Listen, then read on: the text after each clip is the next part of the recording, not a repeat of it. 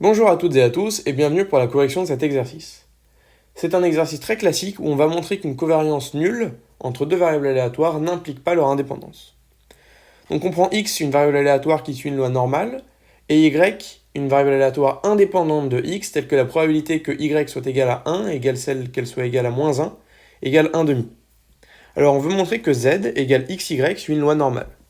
On calcule pour tout t appartenant à R la probabilité que z soit inférieur ou égal à t, qui est égale à la probabilité que xy soit inférieur ou égal à t.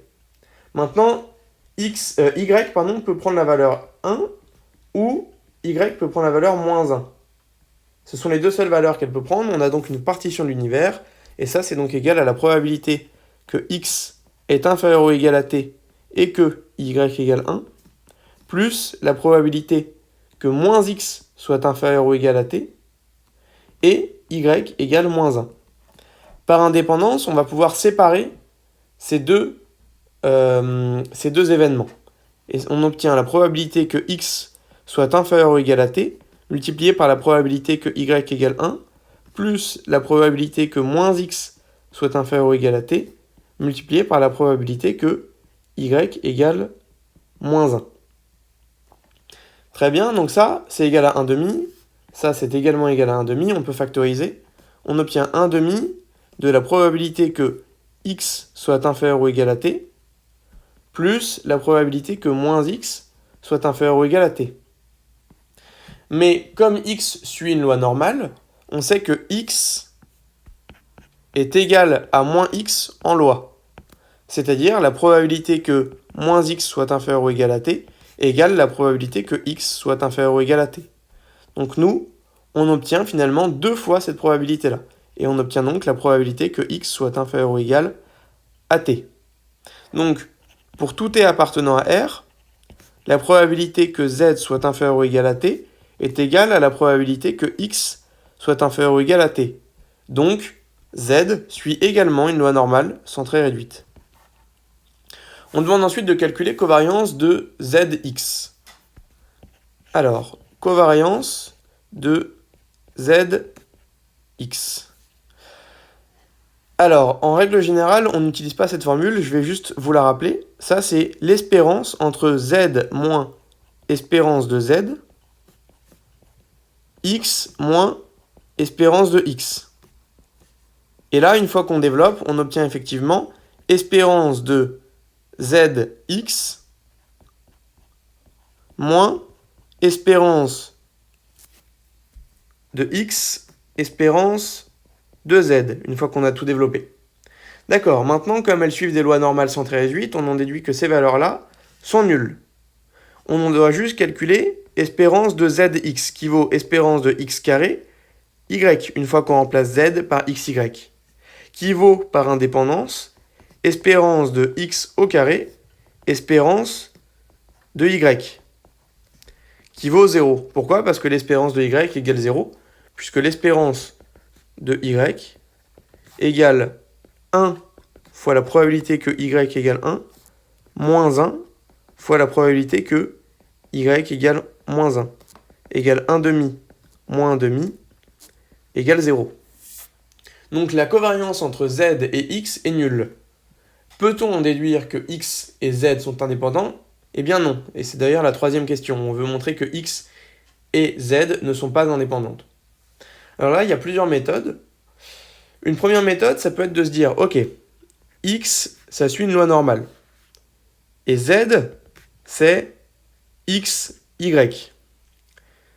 Si là, je prends un intervalle, donc un intervalle de R, hop, là, je mets 0, je peux me dire que la probabilité que x soit égal, soit appartienne à cet intervalle-là,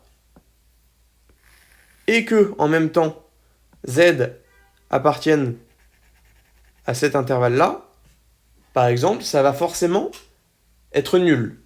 Pourquoi? Puisque on va le faire donc avec un exemple. On va par exemple calculer la probabilité que x appartienne à moins 1, 1 et que z appartienne à moins 3, moins 2, par exemple. Ça, c'est la probabilité que x appartienne à moins 1 et que x, y appartiennent à moins 3, moins 2. Mais là, on se rend bien compte que ça vaut 0. Pourquoi? Parce que ça, c'est la probabilité que x appartienne à moins 1 et x appartienne à moins 3, moins 2 et y égale 1 plus la probabilité que x appartienne à moins 1 et que moins x appartienne à moins 3, moins 2 et que y égale moins 1. Et là, on se rend bien compte qu'on a deux événements incompatibles. Donc, ça, cette probabilité-là, vaut 0.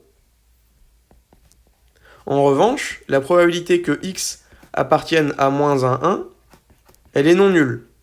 Et de même, la probabilité que z appartienne à moins 3, moins 2, elle est non nulle. On en déduit que, pour ces ensembles-là, on a que la probabilité que z appartienne à moins 3, moins 2, et que x appartienne à moins 1 est différente de la probabilité que z appartienne à moins 3, moins 2, et x appartienne à moins 1. Donc, les variables aléatoires x et z ne sont pas indépendantes. Une autre manière de montrer ça, ça peut être de montrer que la covariance de x carré et z carré est non nulle. D'accord? Alors on va regarder ça. Ça, c'est l'espérance donc de x au carré moins espérance de x au carré multiplié par z au carré moins l'espérance de z au carré. D'accord?